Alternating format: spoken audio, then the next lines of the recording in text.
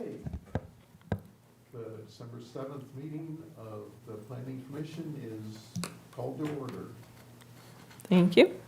Would you lead us in the Pledge of Allegiance? Sure. Please stand.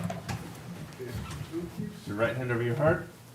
I pledge allegiance to the flag of the United States of America and to the republic for which it stands, one nation under God, indivisible, with liberty and justice for all.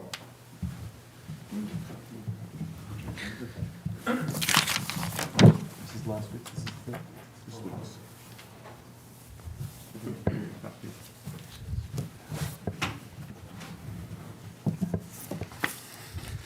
Okay, do we have anybody that would like to speak Uh, on we- items that are? We still need to take roll call, if I can. Sure, if- go ahead. David Brent, Scott Gold, I am here. Brian Pearson appears to be absent. Justin Rodriguez, Present. Jack Williams. Here. Thank you.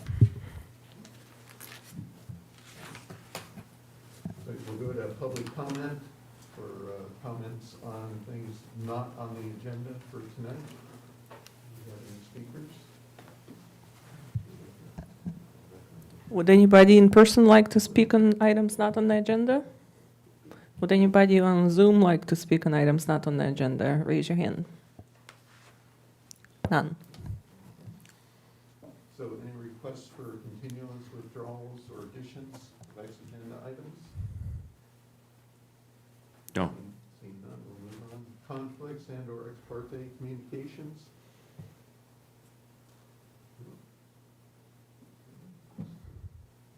Approval of the minutes from last month, November 2nd.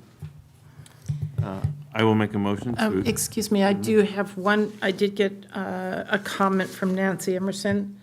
On the third page, she would like it was referenced her, that she was a Solvang resident, but she was also representing We Watch. And that was not in the minutes, so we will make that correction upon your motion. Okay, any other comments? Pending that correction, I will make a motion to accept the minutes from November 2nd as presented. I will second the motion. Um, Okay, made and seconded, all in favor? Aye. Aye. Aye. Passes 4-0. That's fair. Thank you.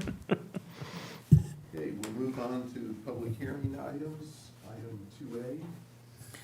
Item 2A is brought before you by request of Jake Rodriguez for 1546 Copenhagen Drive for a development plan for a 3-unit vacation rental building.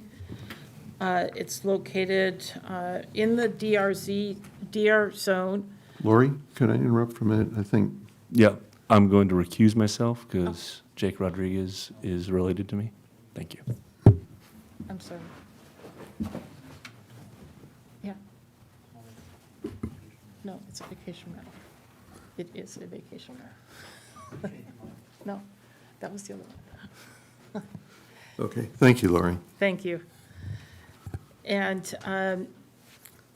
it is an infill property, and if we can go to the next slide, you can see that it's surrounded with a hotel on one side and to the north and to the east, and some residential to the south and to the west. Go ahead. Very simple, small infill building. The nice thing about this particular unit is that there will be covered garaged space for the tenants or the visitors, and also extra parking in that front area. Go ahead. It is a small lot. The building does take up most of it. There is a small recreation area in the back, a landscaped area. And it's important to note that there is some drainage improvements that will be part of this project because of the drainage and the slope in this area, and the applicant is agreeing to those improvements. Go ahead. Landscaping, again, will be in the back. Nice space for those that are staying in the unit. And so all of the conditions of approval are listed, resolutions, And the only change to the conditions for this particular project was provided on page 4 of the conditions, and basically it refers to I put in there that it was hooded lighting, and it's supposed to be dark sky shielded lighting, and so we'll make that change to the condition. Good. Again, a recommendation from Nancy. Otherwise, the Planning Commission should adopt the resolution for the development plan with the conditions of approval and accept the categorical exemption from CEQA. Okay. Do we have anybody from the applicant that would like to speak? Good evening, Chair Clark and Planning Commission. Brenda Messer, consultant on the project. Lori and I had several comments back and forth on this project, and one thing I had asked for was some clarification of when the development impact fees were going to be due. If we could get that added to the conditions, maybe prior to C of O or after land use clearance, or just provide some clarification on that. So in the conditions of approval for Public Works Department, we did add that the necessary fees would be paid at the building permit issuance, and so that has been added. Okay, perfect. All right, thanks. Anybody else? Okay. We'll bring it back to the committee. Pat, you have any comments, questions? It's nice to have 3 extra units. Certainly, after this funny time in this pandemic, I think that we're going to need it. I like the fact that we'll have extra TOT being paid. It's a pretty unit.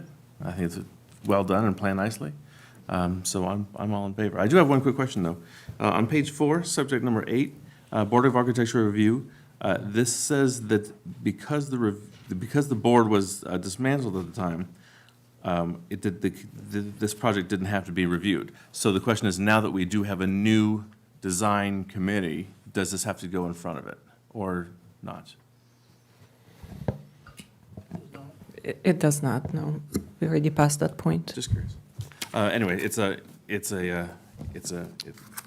Williams, can I just mention, I would urge you all to ask questions before hearing from the public, but not commit yourself to any particular vote before hearing from the public. You may learn something on public comment on a particular item that changes your mind. Thank you.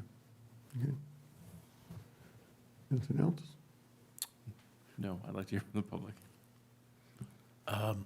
Excuse me. I just had a question about, this is not TRC, but DR, and the vacation rental ordinance specifically identified this property for a vacation rental, is that right? And so that really controls the use of it? Is it? Just trying to understand the historical perspective on it.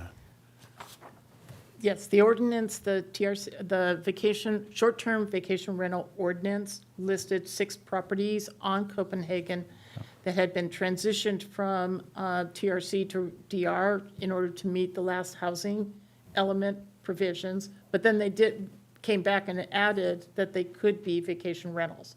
So that's how the ordinance is written, and that's how we're bringing the project before you. Got it. Okay, thank you. That's all I had. So, and there's only 6 properties. Right. Yes. And this is one of the 6. Yeah.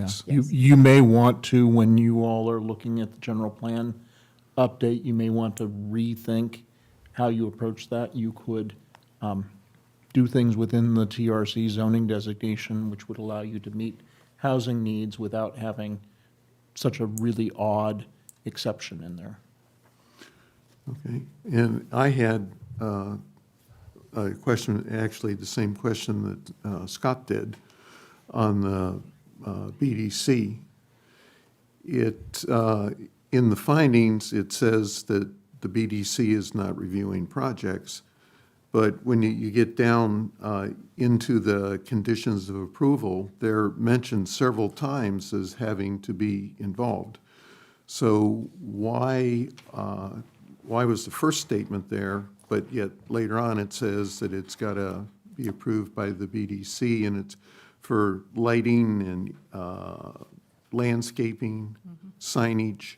Why not for the general appearance, colors, that sort of thing that I think the BDC would be very interested in commenting on? So the way we had structured this with the BDC is they're not looking at projects yet.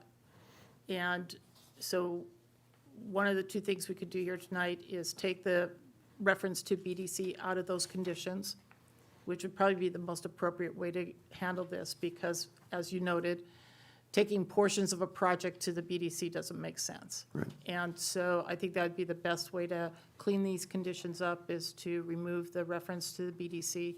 This is a small project, it's infill, it's surrounded by development. So the architectural elements that the BDC would be looking at aren't as critical as some other projects may be.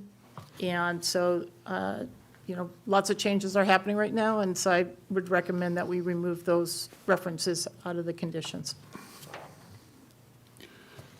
So if we left them in, the BDC, what I'm hearing is, wouldn't be doing anything anyway. Well, when the project comes forward for their building permits, it could be 3 months from now, it could be 10 months from now. We don't know what the situation is going to be with the BDC. So in this case, with this project, it would probably be appropriate and prudent to take the reference to BDC out of those conditions. So if we do that, who is going to do that review that the BDC is called out to do, or the BAR formerly would have done?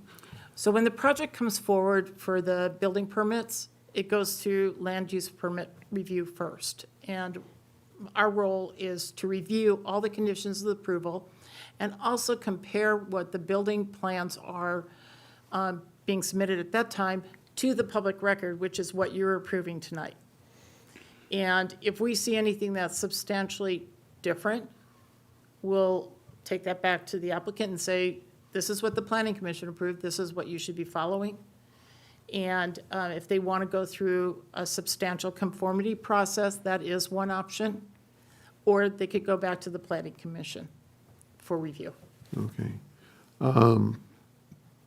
So one of the things that the BDC and the BAR did before is, look at, does this fit into the neighborhood? Is it part of the future of Solvang? It looks great. I'm not opposed to it, except for the color. I don't like the white. We've got too many white buildings now. So I would encourage a color other than white for the building, but that's my preference. So I don't know, do you think we should remove the BDC from?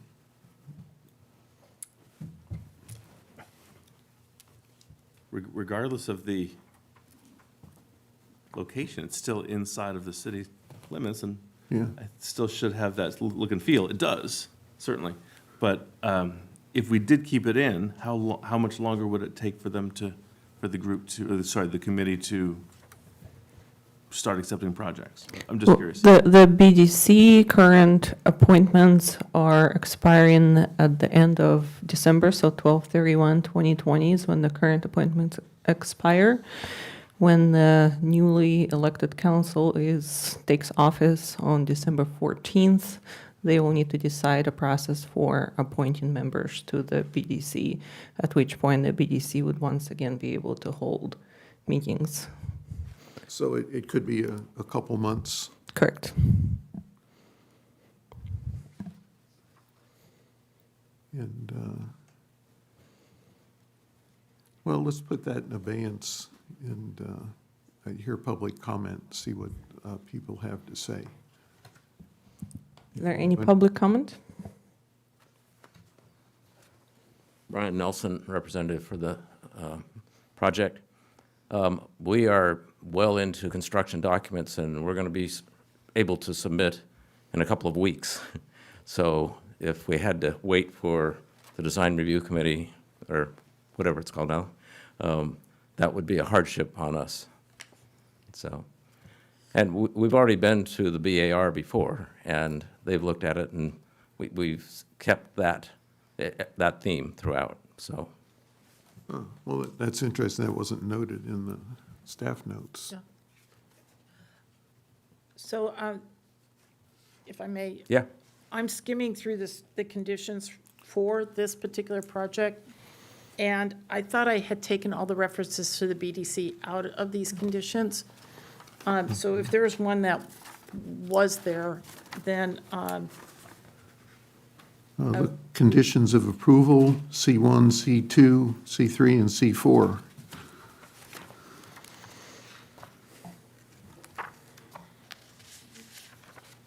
okay, so, okay, got it. Unless you have No, more that's- up-to-date one than I looked at today Okay. online. Fine, I missed those. So, okay, I think we should just go ahead and recommend to the planning commission to take the reference to the BDC out of this particular project's conditions. Okay, we were still in, are there any other comments from the public? Is there any comment online on this item? If so, please raise your hand or unmute yourself. Okay, I see that Nancy's waving. Can you please unmute yourself, Nancy?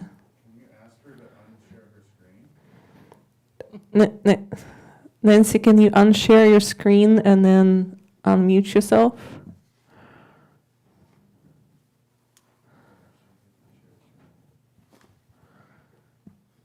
It's at the bottom of your Zoom.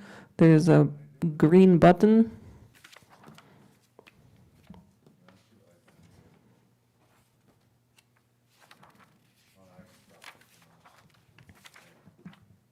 Can you unshare, is it, Jeremy?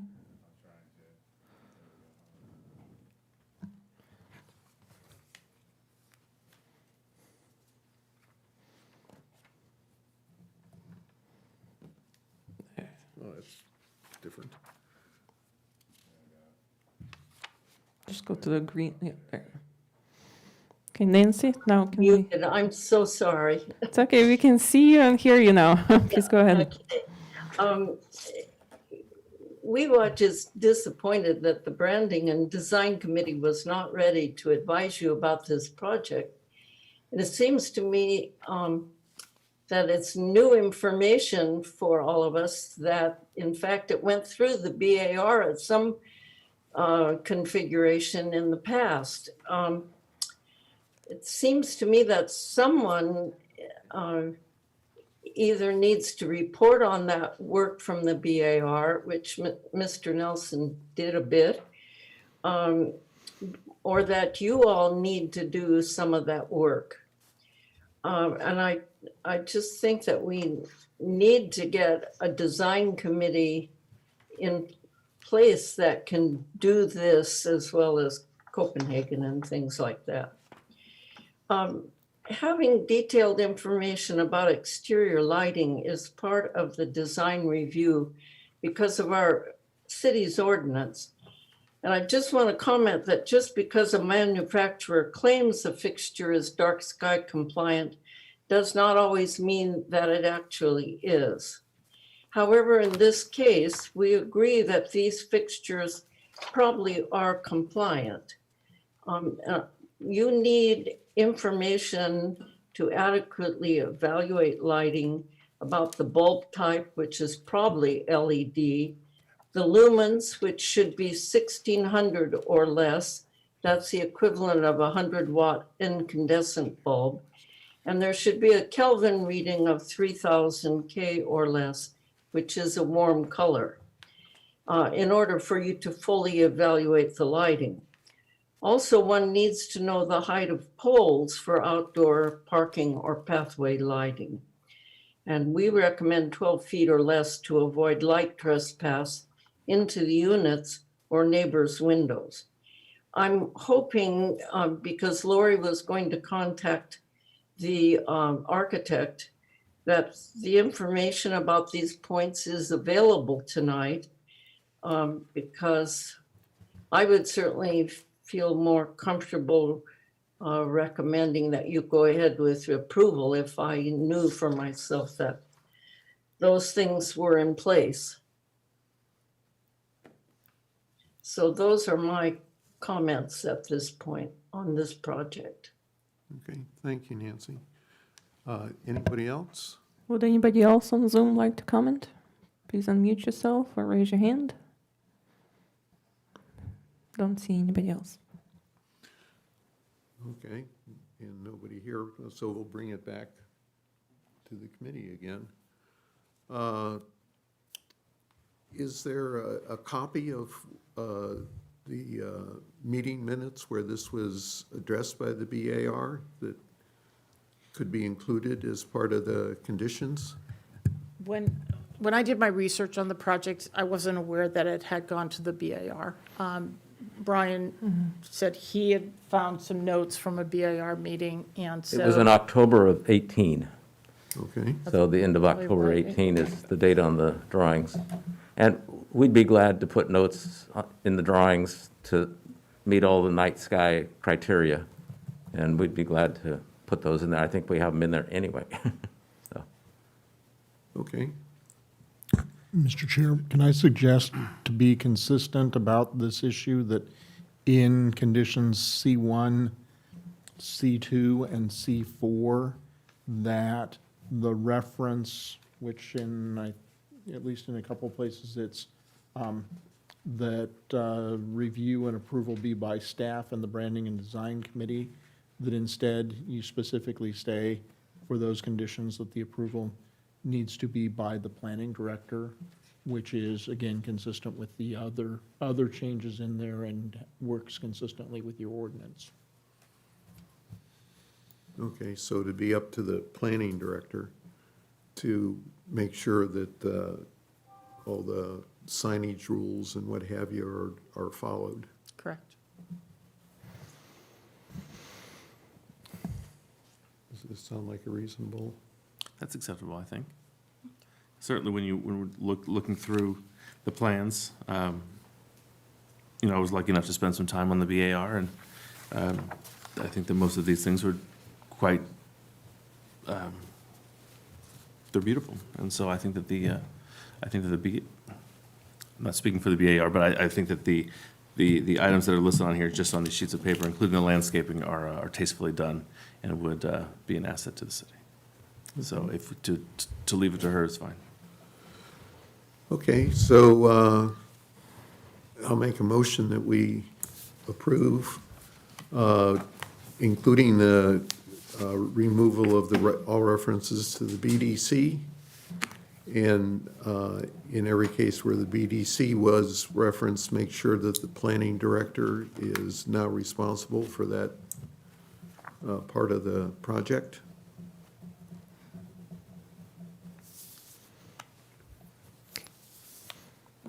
Is there a second? I'll second that. Okay. Everybody in favor, say aye. Aye. All right. Passes 3-0. And that includes the CEQA, right? Because that was in the Staff recommendation. staff Yes. recommendation. Okay, moving on to item 2B. thank you very much. Thank you, Brian. Brenda, we're together, yes. I just wanted to note that.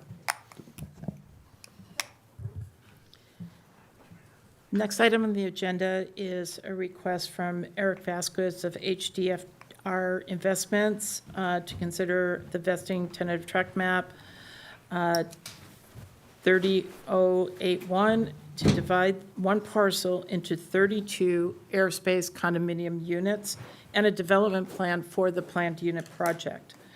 The project is exempt through CEQA 15332, categorical exemption as an infill project. The property is zoned DR 20. This project is an infill project surrounded by the office professional PO zone. And across the street from Alamo Matado is a zone district of 20R1.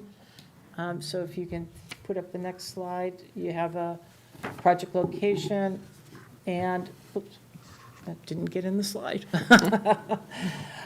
So the project is located just north of the shopping center over by Nielsen's and Frontier, and surrounded by an office professional. This project is a request for bonus density. They are providing 2 very low-income units, and the state allows for additional density bonus of 27.5%. The calculations are provided within the staff report on how they work up to the 32 units that they're asking for. With this bonus density request, there is 1 concession. Initially, there was 2. I see that it says 2 in here, but initially, we were able to resolve one of them. The one condition or exception is for a 10-foot setback along Alamo Potato Road. If you can go to the next slide, and the next one after that. Sorry. So the project does meet the 20-foot setback off of Village Lane, but on the Alamo Potato Road, it is a 10-foot setback. And that is a concession that can be granted as part of the bonus density provisions. The nice thing about this particular project is there are a variety of floor plans within it, and if you could go to the next slide. These are the elevations, and then the next slide is the floor plans. There are 1-bedroom units that range in size from 780 square feet to 810 square feet. They serve as flats, so they're just small, nice units. The rest of them are townhomes. Downstairs, living room, kitchen, upstairs are the bedrooms. If you can go to the next slide.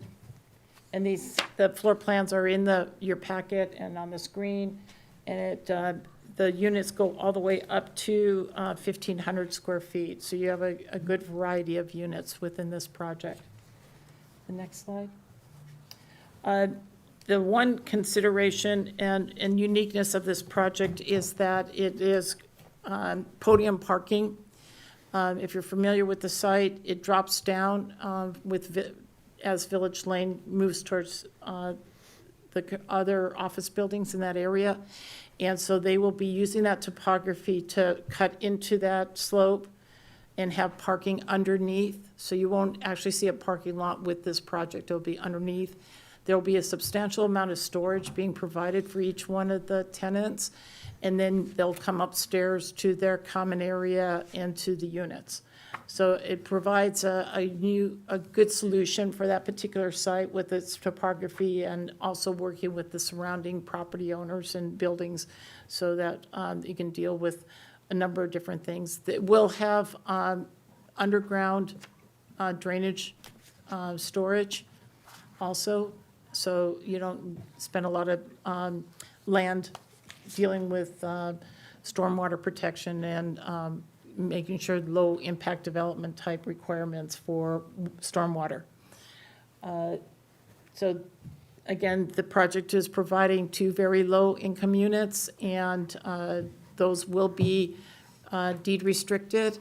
And based on the discussion that the Planning Commission had last week or last month, and the suggested mitigation measures or conditions that were proposed by city attorney, we've added that condition into this one, which would be a preference for Solvang or San Ynez Valley residents.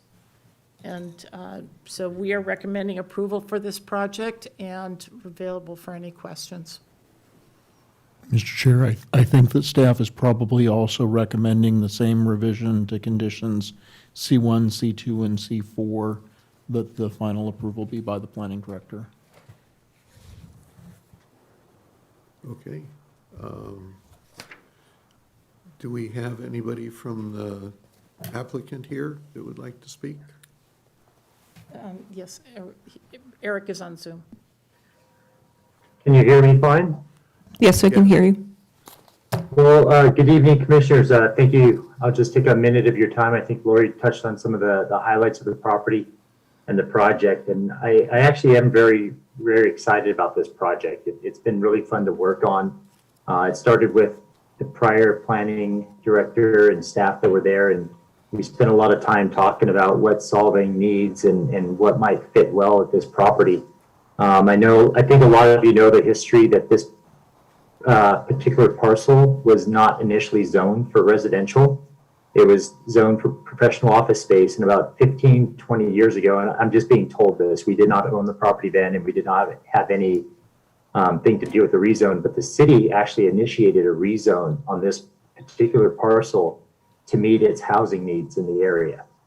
And that's when it got rezoned to DR20, which is what the project that we brought forth to you today for consideration.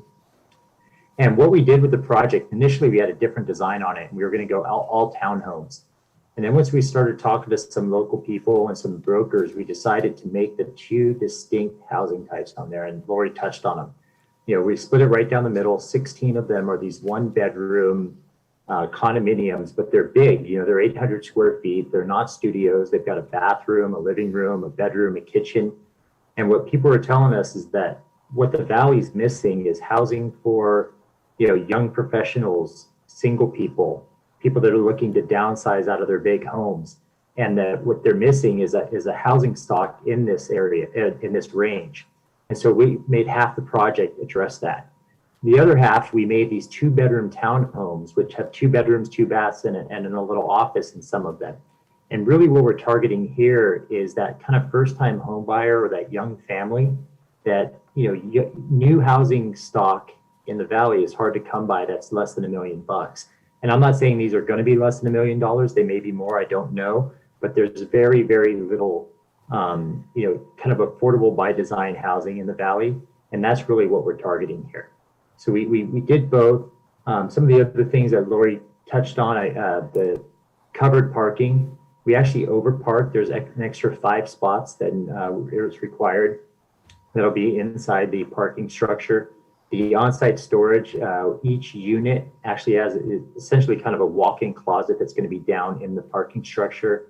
They'll be dedicated with a closet door, and they're locked, and they'll have areas to put, surfboards or bicycles, barbecues, whatever it is that they want that won't be able to be inside their home. But it will be out of the way, it won't be cluttered, and it'll be secure. Another good thing I really liked about this project, and other than the architecture, and I thought the architects did a really good job on it, the location makes it extremely walkable. From this location, you can walk to multiple pharmacies, multiple restaurants, assuming they're open, grocery stores, public transportation. Arguably the best park in the valley is just a block away. Numerous dentists, doctors, whatever it is you need, you can walk to it from this project, which really should cut down on a lot of the traffic in that area and bring some people out of the streets. There's good sidewalks, good crosswalks. It's a pretty safe area with good lighting. And the last thing, and Lori did touch on this as well, is we are offering 2 deed restricted units in the very low category. And I know that the city doesn't have its own policy, and I think we would rely on the county's numbers in terms of incomes and what have you. And I think we talked before that we'll work through that with staff when we record the deed restrictions on the property itself. And finally, the most challenging aspect of this property actually was working with the fire department, and it came up right to the very end, but the fire department and our team worked closely together to meet their requirements. It is a bit of a complicated design because it does have this podium parking design, and it is on a hillside, but we were able to work through the issues with fire and provide all of the things that they needed, an extra staircase, a little wider driveway, and some of the other requirements that they have. So I was really appreciative that they were able to work with us. And I'm here along with our architect, Tom Jess, if you have any other questions. Thank you. Okay. Any questions, or should we go to? I do have just a few simple ones. In the packet, it's noted that there's 54 parking spots, and then another page says that there are 50. So, Yep. go ahead, Eric. I can answer that. I believe there's 50. Our initial plan set that went in, we had forgotten about the trash enclosures. And so we had to take away some of the parking spots for the trash enclosures. Even with that, we're still overparked with what's required from the project. So it's 50. So the right number is 50. Yes. The correct number is 50, yes. Last meeting, Commissioner Williams asked a very interesting question, and I wanted to ask it for this project too. How long will these very low-income units stay in that program? Or is it indefinite, The way it's for the life of the project, for the life of it? yes. I had the, Even if it's sold to somebody else? Yeah, because it's deed restricted on the units. Okay. I spent a few minutes with him on the site, so I don't have any other questions. Thank you. Okay. Any other questions? So do we have any comments from the audience?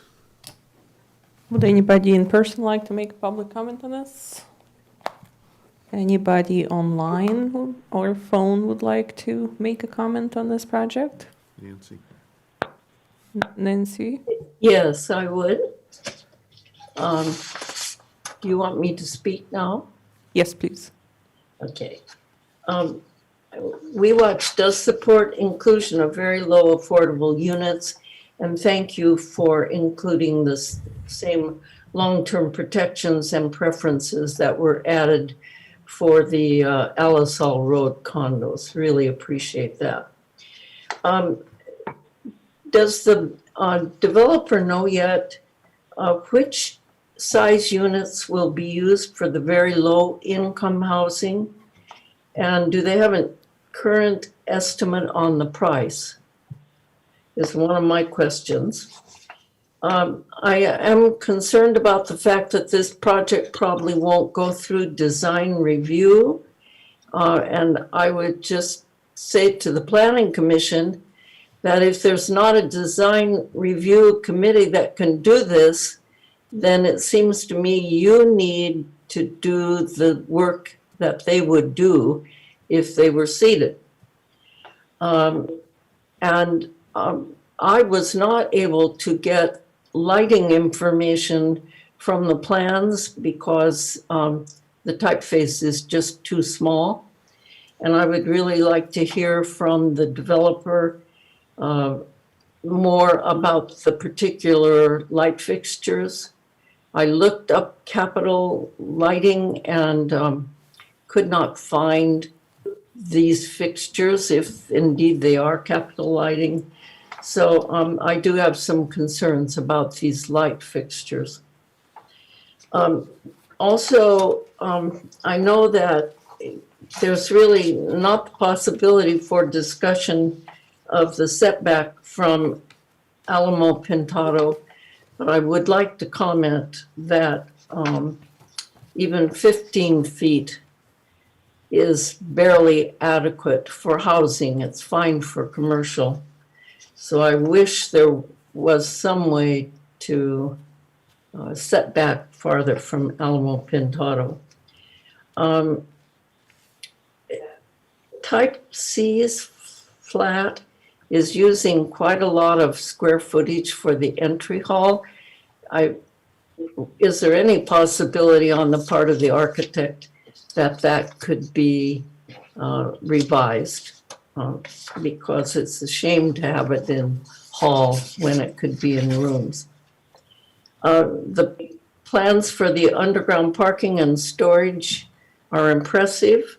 It provides a good solution with stairs and elevator access in the middle of the project. And the project, as someone noted, is close enough to Sunnyfields Park that a courtyard should be sufficient open space. Having both Sansom Clinic and Pacific Diagnostic Labs in buildings on Village Lane has increased daytime traffic, impacting entrance onto Alamo Pintado and left turns from that street. Some city traffic studies may have been completed before those additions, and I'm not sure whether the three projects, the clinic and the lab and the housing would be enough to modify Alamo Pintado's Los A with the Los P at peak times. And finally, is the developer planning to save the native black walnut tree near the corner of Alamo Pintado and Village Lane? Thank you. Thank you, Nancy. So, Would anybody else online or phone like to speak on this item? Yes, me. Okay, please state your Hello? name. Yes, we can hear you. Please state your name. Okay. Hello, everybody. My name is Lammy Johnstone. I know this property very well, and I know who it was bought from, Margaret Sy. And she so much wanted to develop something somewhat similar to what it is the current people want to do. There was a problem, and I'm going to ask all of you to rewind your memory and go back to the mid-90s. That was a pond, an absolute pond. Remember? We had sleet, we had snow, we had an incredible amount of rain, and all of it became totally unusable. Then when Margaret was told, well, the only thing you can build there is low-income housing, she turned around and said no. So she held it until, I'm not quite sure, when was it bought, please? If you could please finish your public comment and then staff Oh, could all right. address. Well, the whole point I'm trying to make is that this is a piece of property that nobody really has known the history of. There is no way in 1/2 acre that I would even touch it, much less put buildings on it, much less put low-income people on something that has already been reviewed as a disaster. And you all can look back to the 90s and figure out what happened then. So be very careful what you approve of, because somewhere along the line, someplace down the line, there could potentially be lawsuits because there's a history of the property. Thank you all very much and have a lovely evening. thank you. Any other comments? Would anybody else like to comment on this? Please raise your hand or unmute yourself. Seeing none. So we'll bring it back for discussion. Maybe a question to Eric. Would you like to address any of those comments that were made? Sure, I took some notes and I'll address the ones that I have, and if there's any others, I'm certainly here. Regarding the price of the affordables, again, since the city doesn't have its own policy, I assume the city's probably going to fall back on the county's income levels. So the price for the units, whether rental or for sale price, will be whatever the county or the city policy is. I have no say or influence on that amount. And that does change annually depending on the incomes, median incomes of the area. So unfortunately, I don't have a price for you on that. On the traffic, we did get a traffic study done on this property just actually very recently. When we first submitted the project, I did not need to do a traffic study. And then when the new city attorney came on, I think there was a recommendation that we should get one done. And so we did, out of a traffic engineer out of Santa Barbara, using the latest information for the traffic counts on the road. And I believe the report came back that the project was not going to have a significant impact on the current levels of the roads. As far as the history with the property, I never spoke to the prior owner.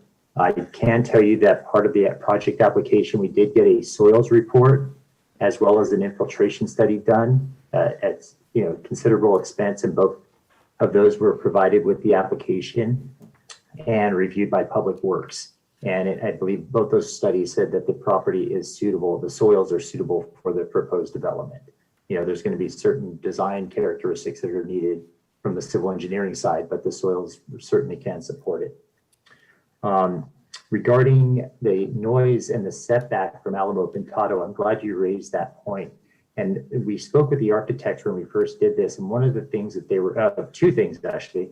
One of the things the architects did along Alamo Pintado is they put the bedrooms away from Alamo Pintado, facing on the inner courtyard, which will cut down on noise. Actually, I'll take the three things that were done. So the first is they put the bedrooms back in the courtyard.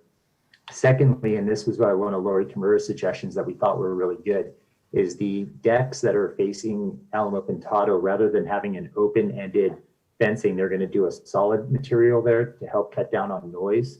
And we're also doing air conditioning units in the units themselves. So if people were to close their windows to cut down on noise, they will have an air conditioning for interior comfort. So those are some of the things that we did to try to attenuate some of the noise that could be coming from Alamo Pintado.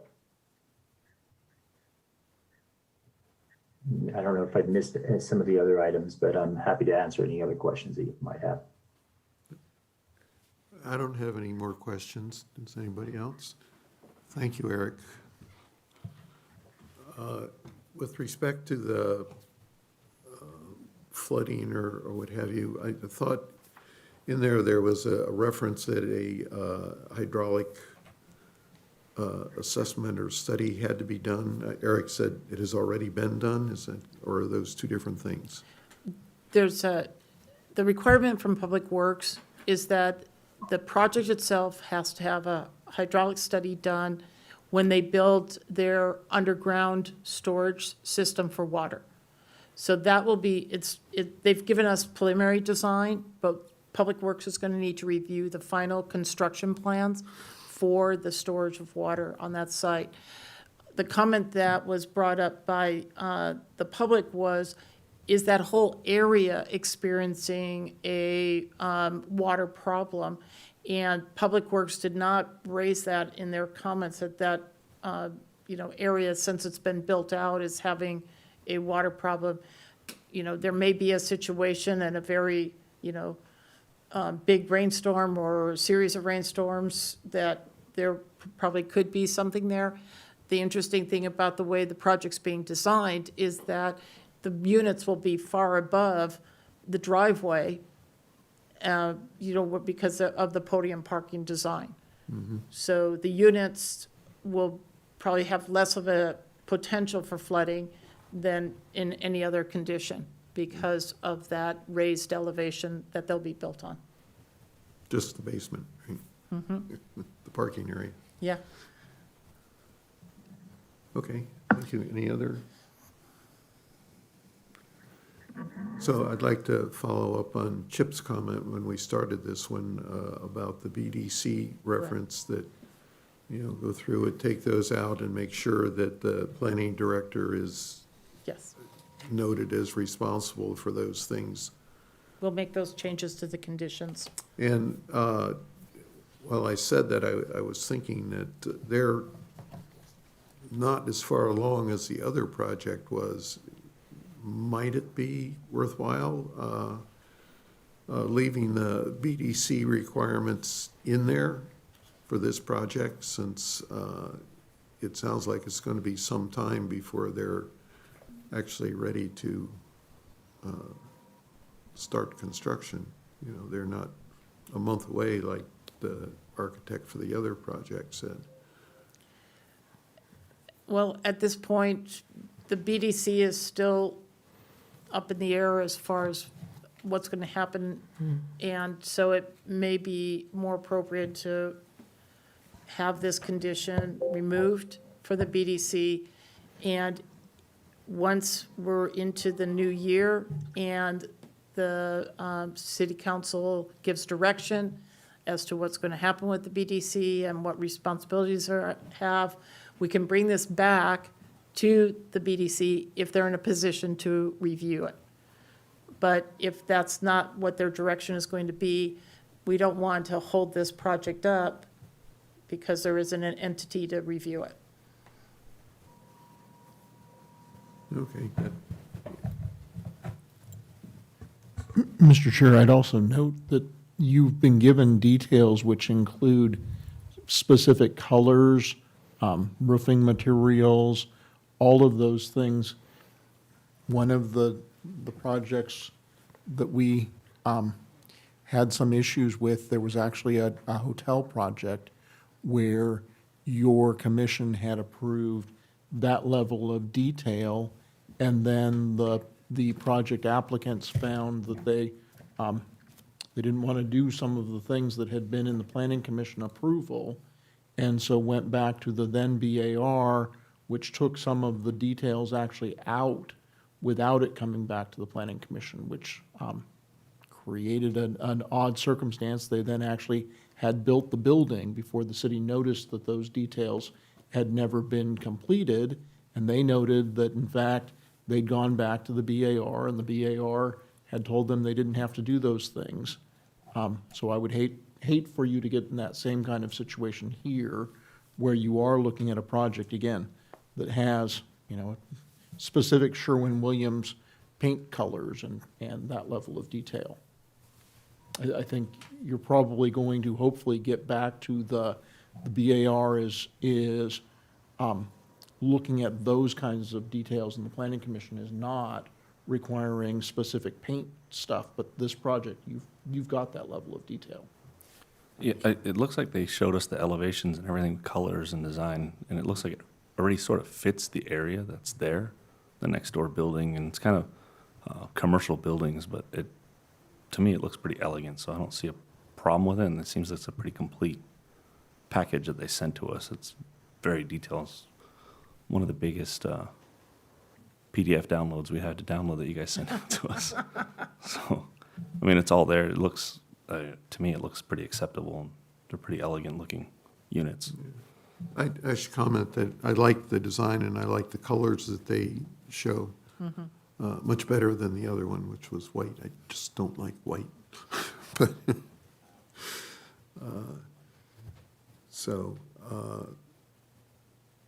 I guess I'll make the motion that we approve with the changes we've noted about the BDC. I think that's really the only change that we're indicating tonight. The only other one, again, will be where we talked about hooded lighting. It'll be the wording that's in the ordinance as noted by Nancy. We'll clean that or condition up. Good. I'll second that. Okay, all in favor? Aye. Aye, 4-0. Thank you. Do we have any discussion items tonight? First of all, we are coming upon the holiday season, so wish you a Merry Christmas, Happy New Year. Also, we will not have a planning commission meeting, 3 days after New Year's. So, you'll have a break into February. We are getting a couple of new applications coming in.